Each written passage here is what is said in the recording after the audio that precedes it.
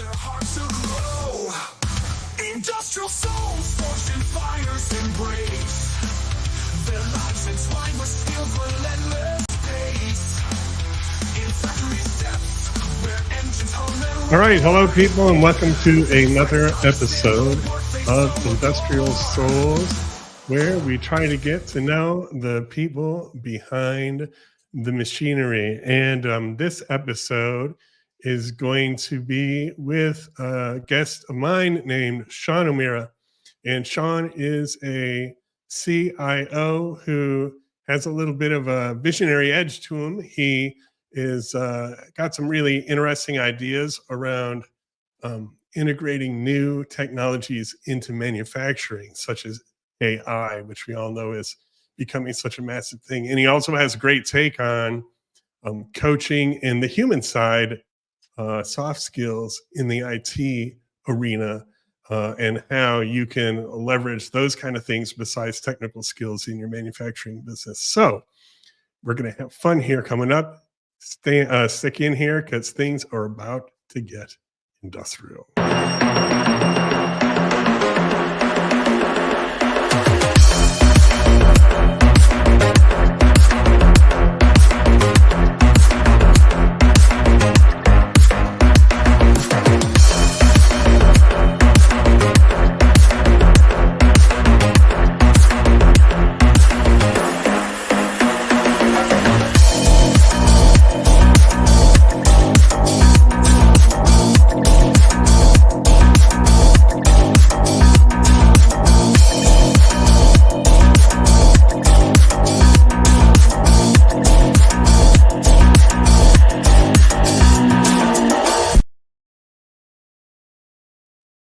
Hey, Sean, how you doing? Happy Friday. Happy Friday to you too, John. It's a pleasure to be talking to you today. Yeah, I appreciate it. Thanks for joining me on this episode of Industrial Souls. Absolutely. We actually haven't talked in a while. We did our original call. I'm trying to see if I can see when it was. I don't even know. It was at least a month ago, the last time we chatted. So it's been a Yeah, little while. it has been. It has been. There's been a lot of stuff that has happened between then and now in the industry. So I'm really excited to get a chance to talk to you today. Okay, great. Well, you can tell us all about that because that Hopefully. sounds interesting. Yeah. Absolutely.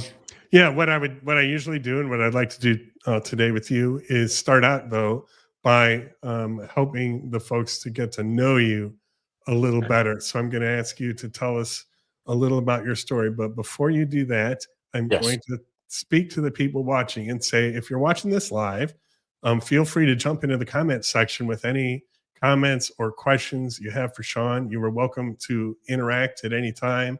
We may ignore you completely, tough luck, or we may answer your question, but feel free to jump in there. You're welcome and appreciated. So Sean, back to you. Please let us know or give us the story of your life in IT, I guess. Sure. Well, I think I should start by saying that my life in IT was entered into slightly begrudgingly. Um, so I grew up in the days, or I started growing up in the days when not everyone had a computer in their house, and the people that did were kind of like the privileged few. Um, and I can remember getting our first computer in the house, and it wasn't my computer; it was the family's computer. Right. Um, and something that would often happen to me is back in those days, and I really hate to date myself, but if you wanted to play a computer game on your computer, you needed a special boot disk to configure the memory in that computer correctly, just to run the graphics or the sound or anything that you wanted to run to play that game. Um, so inevitably, my father would go to bed, and I'd be up late at night playing these computer games, and I'd get done and go to restart the computer and find out that I had broken something, and my Hmm. dad would not be able to balance his checkbook the next day. So I Serious would end up problem. staying up. Oh, absolutely. So I would end up spending the rest of the evening trying to fix the mistake that I had made and fix this computer. Um, and then when I would go on to college and on, I would end up taking computer classes just to get the easy A. I had dreams of being an attorney or being somewhere out there in the public.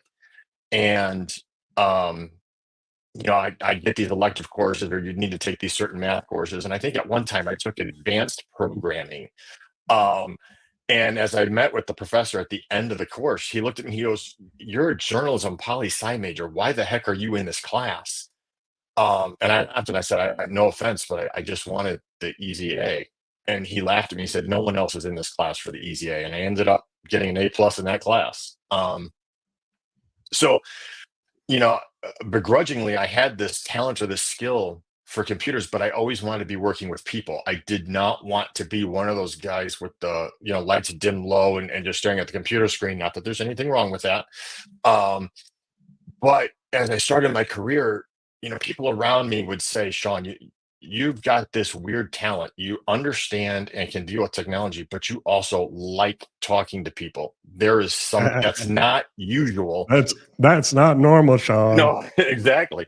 You need to get into IT.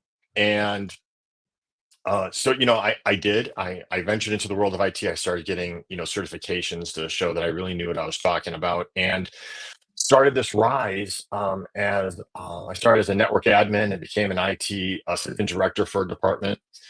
And I loved that functionality, or that idea of building up a technology to serve a purpose.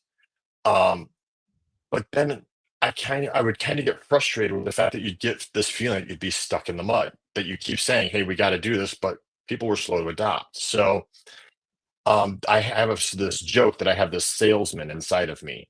Um, and he said, "Hey, you need to get out and you need to go meet more people." So I would start to work with other computer integrators, and was a project manager for a while. And inevitably, what I find happens in my career is I will be on the administrative side of it, and I'll help a company build up their IT infrastructure, help them adopt a new technology. And then inevitably, some new technology will come around that I look at as just being revolutionary.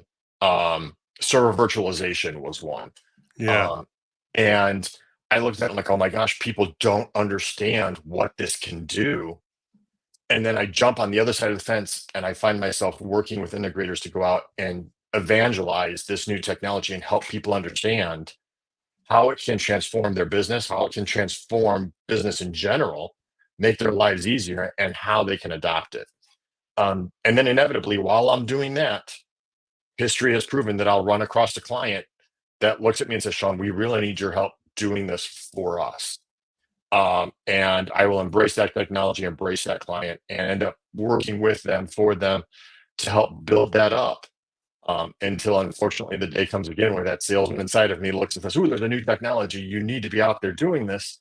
Um, but really, you know, my career has always been getting to the cutting edge of technology, but not just doing it for the sake of technology, but doing it for the sake of helping the business, helping the institutions, and just helping the overall process together.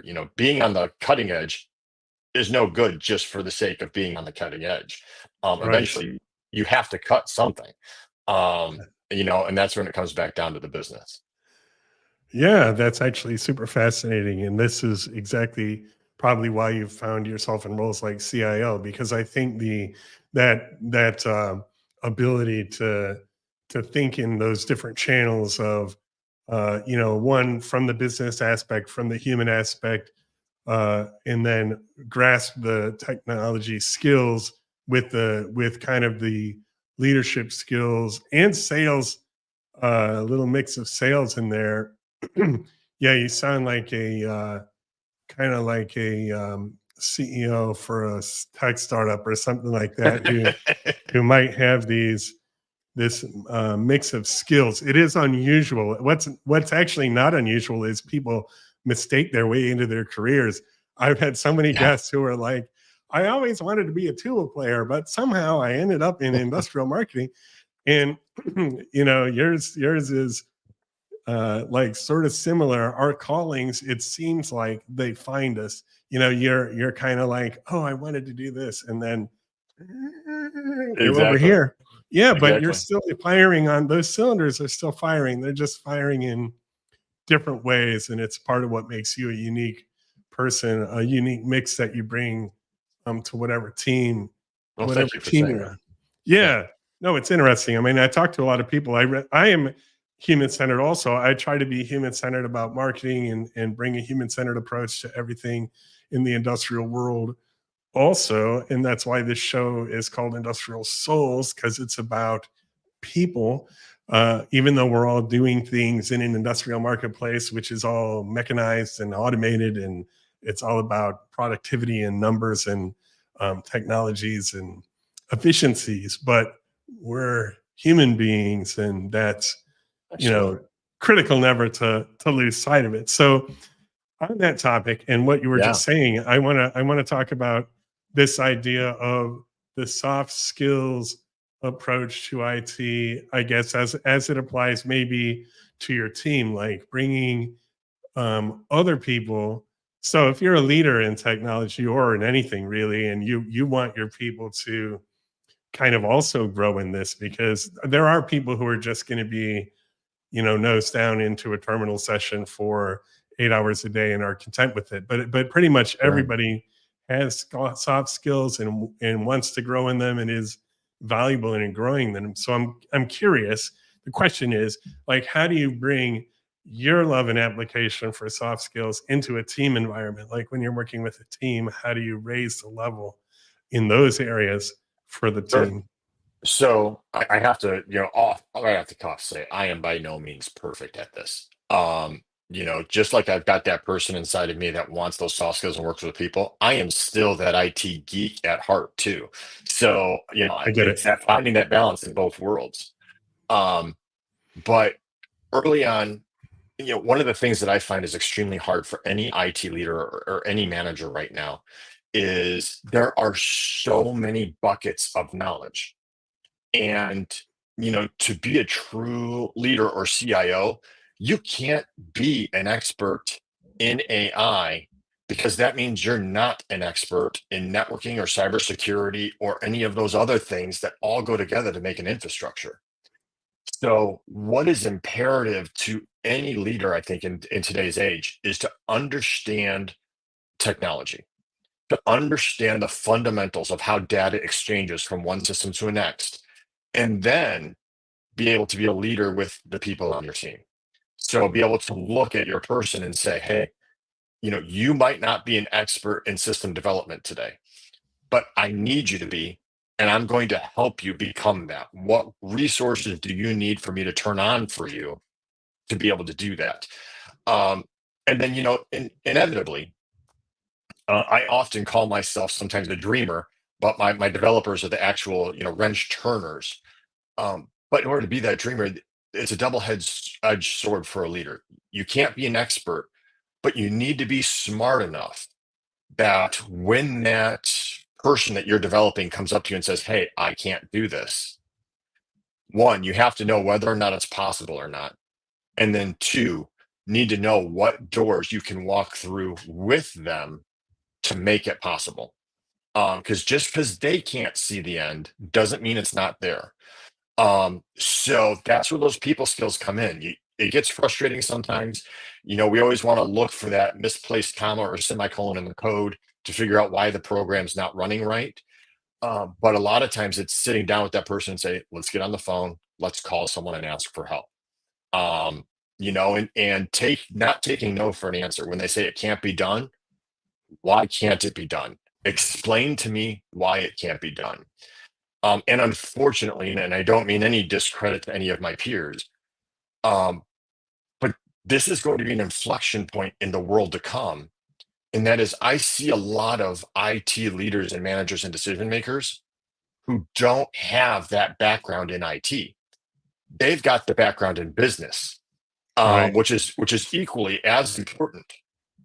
But when you're in the room with those guys that, have dark mode on their computers nonstop and never turn on light mode, when you're in the room with them and they shoot you psychobabble, you need to be able to know if it's psychobabble or if it's Right. actual technical speak. And then you've got to be able to push back on them. Why is this not possible? And have the knowledge and the wherewithal to look at them and say, I don't understand it. Explain it to me. Because the best way to get someone to learn is to turn them into a teacher themselves. So, as you're grooming these people, as you're getting them to mature, having them explain the things that they're learning to you and why they're not working helps them on their own. I don't mean to hijack too much time, but a quick anecdote. One of the best system developers I ever worked with, he would frequently shoot me messages and say, "Hey, do you have 10 minutes? I just need to get on a video call with you." And I'd be like, "Why? What's the subject? I'm kind of busy." He goes, "I'm stuck. I just need to talk it through with you." And this guy was so much smarter at development than I was. But just by him presenting it to me and having me ask my rudimentary question, we were able to find the problem 9 times out of 10. Yeah. Um, and as businesses grow, as leaders grow, that's the type of people you want behind you. That's the type of grooming that you want to do. And those are the people you want to foster and ask them, what do you need from me to make you better? Um, I really feel like I just took that all the way around the block, and I'm not even sure I answered your question. But No, you um, did. I think you okay, did cover a variety of angles on it, but I think it's really good. I think IT people, and this is just, I mean, I'm sort of in the IT world myself. I stand both in marketing and IT. I do software, I do integrations, I build platforms. I've done IT roles under marketing, but marketing people, there was a place where I used to work where people called the IT department the department of no. Okay. And IT people get a rap because there can be kind of like this alpha geek mentality amongst the IT people. Like, I am the alpha geek. Like, I know and you don't know, and right, I'm smart and you're dumb. And, also, like you were talking about managing and knowing something about IT or not, I think is critical in those circumstances. If you don't know anything about IT at all and you come into a management role in IT, it's going to be very hard, I think, to get people to respect you if they right. know that you don't know what they're talking about and they're selling you the IT equivalent of light bulb grease or uh, whatever it is, you With a know, turn signal fluid, turn turn signal fluid. signal fluid. Exactly. I almost said brake fluid, but then I was like, no, that's a thing. No, that's actually a thing. Yeah. So I think it's actually super important. People don't realize it, but more and more, I think it's more important because technology is affecting more areas of the business. It used to just be like, Right, okay, IT makes our printers work, but it is way more than that now. It's just way more than that. Like all the critical business systems, and as automation just continues to increase, critical operations systems, like literally whole warehouses are just running on um, IT or OT, or the lines between IT and OT are all blurring, and um, absolutely. between IT and marketing are blurring. Everything is slowly just in absorbing IT, basically. That's a So wonderful anyway, way to put it, because on my worst nightmares, it's IT absorbing everything else. no, I don't think so. I think what's happening is IT is kind of like becoming the default. It's like it's becoming the language um, on which you write the story of business. Like it's like the foundational brushstrokes or Right, whatever are all technology now, where it used to be like just an add-on, but now it's or it used to be limited to like some certain area. I'm curious, as somebody who's worked in IT for manufacturing, where you would see manufacturers are, for instance, missing opportunity or dropping a ball or need to change their mindset um, in terms of technology, especially maybe in terms of adopting new technologies like sure. AI or back in the day server virtualization or whatever. So, it's always been my history that manufacturers, or people in the industrial manufacturing industry, even when I was selling to them or even when I managed them, they're almost slower to adopt. Oh Um, yeah, and the big reason why is, they know that they have to make a widget, or they know what their primary purpose is to ship their product out the door. And unfortunately, IT guys like me have been around for decades, and we say, hey, we're going to put in this new computer terminal or whatever, and then they see their ability to ship that thing out the door drop because they have to get reacclimated to it, learn something new. And at the end of the day, the business is not in the business of adopting technology. It's about building a widget and servicing customers. And unfortunately, a lot of times in the manufacturing place, IT gets in the way of that. And we Right. don't mean to, you know, we implement huge password requirements because we see hackers coming in trying to break into the industry. It's not because we want to make your life harder. Right. We're actually trying to protect everything. And that's where this weird balance comes in, where you have to look at the password requirements that you need to keep the company safe, but mix that with the idea that when you hand that out, you're going to see a handful of people write that new password down on a post-it note and stick it on their monitor. And you have to balance that and say, is that really a risk? Or what am I really trying to do here? What scares me today for the manufacturing space overall is, I still am a huge student of Stephen Covey. He wrote the 7 Habits of Highly Effective Hmm. People. Um, I read him every couple of years, and it makes my mind just open up again and go, "Oh man, I forgot half this stuff." He used to make the argument that had left the industrial age and had entered the knowledge worker age. Hmm. Um, and I am daring to say we are leaving the knowledge worker stage and entering a service stage. And unfortunately or unfortunately, I believe AI is making that extremely evident and possible right now.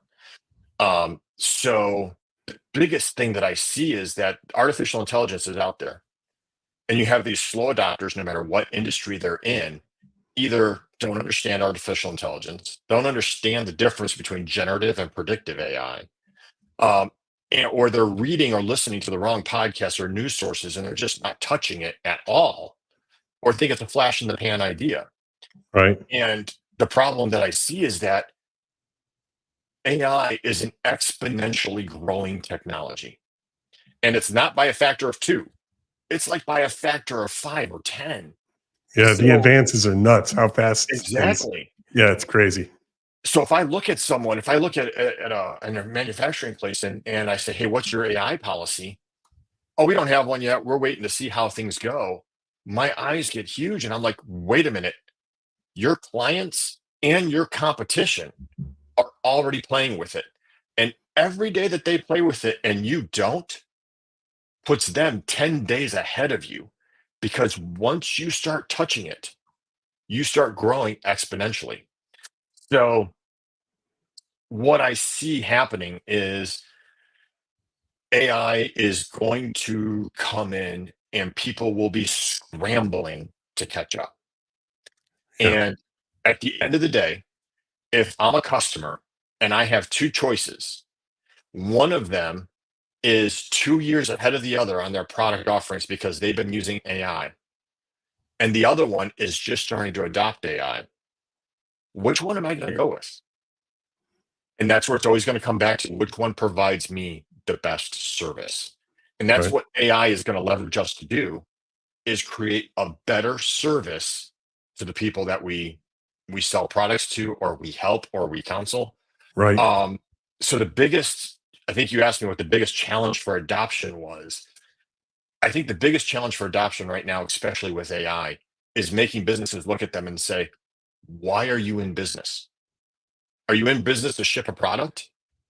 Or are you in business to help your client? Because if you're in business to help your client, you got to start looking at this AI now because they are. And you have to find a way to use that, not to ship product faster, but to service your client better. Um, and that's where that weird balance of IT and people person comes in. Yeah. Um, you can't just release AI into the wild and say, run my business for me. um, you need you need people and you need a company that can look at the results AI is giving them and say, how can I use this to better serve the people that I'm serving? Um, and I think that's going to be the challenge for manufacturing moving forward because that's a huge paradigm shift for a lot of companies out there. Who do you think should own that change, I guess, and in the company? And then what is tactical, like something more granular and tactical? If a company is listening to this, say, and they're saying, okay, we want to be more aggressive in our adaptation of AI, exploration and adaptation of it, who should own that?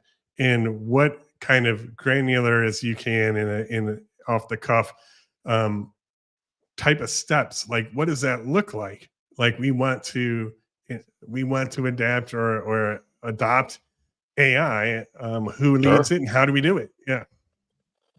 So it depends on where you are in the journey. Um, if you are just starting out and no one is really looking at AI right now, two things have to happen. You got to get into the boardroom. So either CIOs, IT directors, whoever is, every company has one or two that are on that bleeding edge of technology. Sometimes it's the user asking for new software programs that the IT department hasn't adopted yet.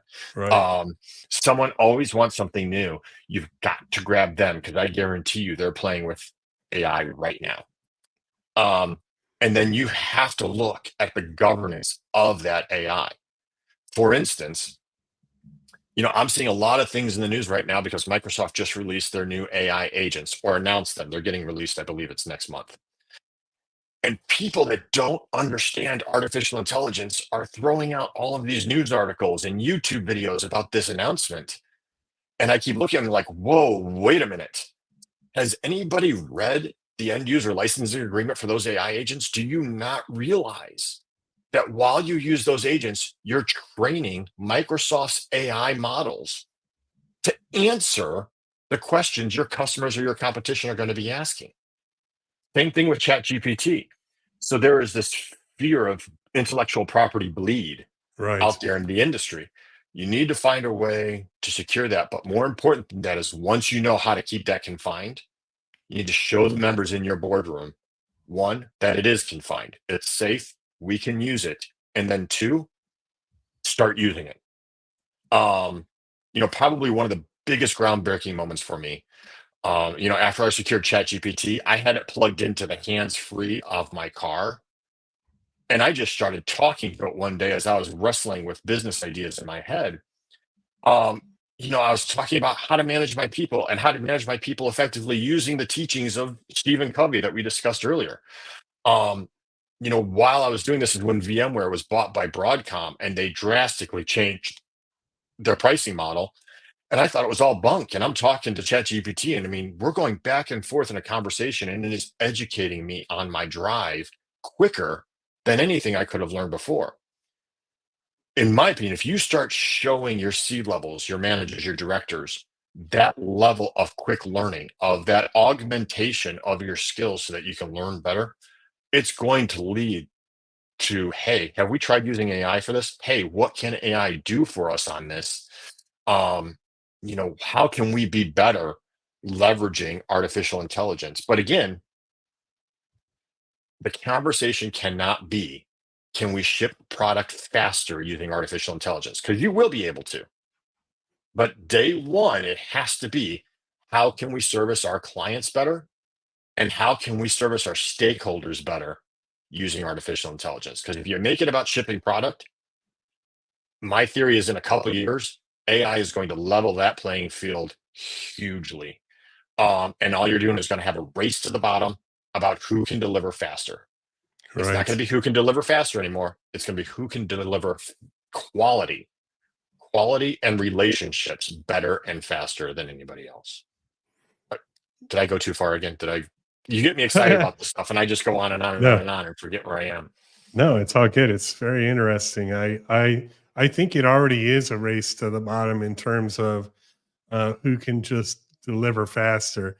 I mean, many products are already in that commodity stage and have been some for a decade, where like that product isn't changing.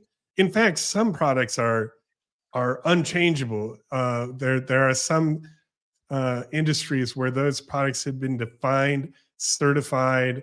The government has signed off, and everybody who makes an ABC 1, 2, 3, 5, 6, 7 makes it exactly the same way with the exact same materials to the exact specs. where Sure. uh, that has already happened in a lot of industries where the race to commoditization. For those companies, they've already been dealing with this kind of an issue of what makes us different is the platform that the company offers the customer. It's really, we can't even, our product compared to the um, competitor's product just has a couple different letters printed on it than his has, because Right. they're required to literally be made the same way out of the same material. They can't be functionally any different, or it's not up to government spec. So how do we differentiate? It's all of that package of basically business, which means human centered, different things that you bring into the mix in that relationship. Really. Absolutely. Absolutely. And I can't go too deep into my history with this, but I will say, in one of my roles as I was dealing with an entity, I have seen government agencies, high ranking government agencies, come in and they have these huge packets of requirements that they have to fulfill in order to do that. But I've seen that government agency look at my client and say, you know what? We appreciate the service you give for us. We'll worry about this on the back end. We'll take care of these requirements. We'll jump through the hoops to make sure you don't have to change what you're doing. Just continue to give us the level of service that you're giving us now. Yeah. Um, and it happens. But It unfortunately, does. again, that's where I think the world is coming.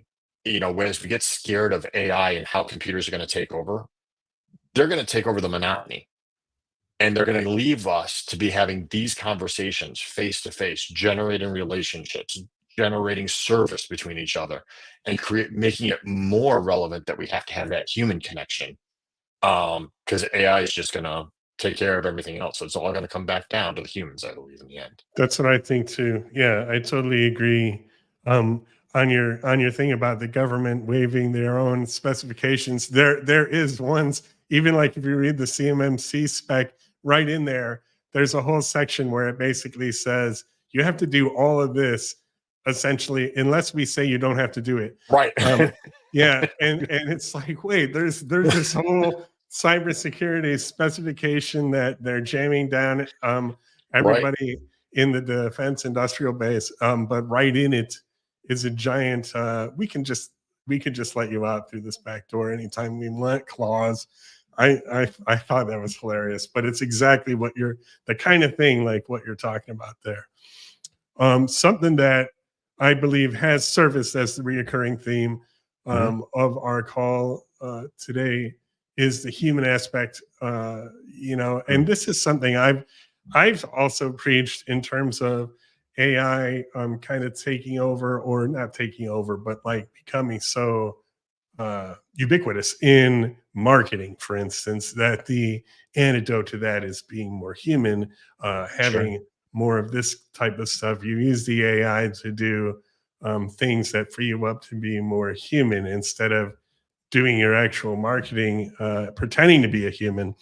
Uh, so the question, I guess, is for you with your human centeredness, what do you think Mhm. is the root of that? Because that's not something I don't think you were taught in school or something. It's like something Sure. that's in you probably on a fundamental level. So I'm curious if you think you could explain where you think that comes from in yourself. I'm not sure where it was born from. And I've tried to spend a long time thinking about that because, unfortunately or unfortunately, I believe it, in my heart that I have this desire to be a teacher. Um, Okay. because, um, for any geeks watching this right now, one of the greatest pleasures I ever got was I was teaching network administration at a community college one time. And I was trying to explain to them how IP addresses work at a binary level.